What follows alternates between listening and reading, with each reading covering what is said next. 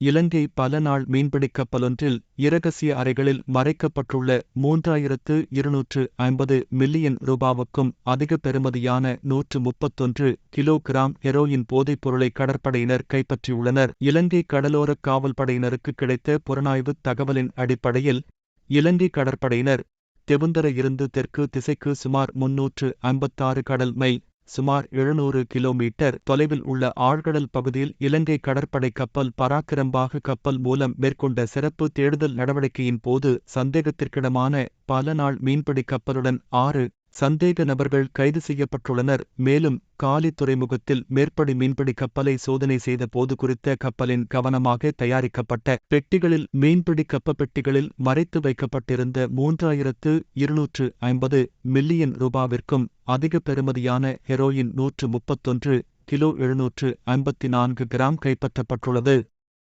இதேவேளை கடற்படை தளபதி vice admiral Priyanth Perera அவர்கள் ஜூன் 2024 15ஆம் திகதி காலி துறைமுகத்தில் குறித்த போதைப் பொருளை பார்வையிட்டார். அதே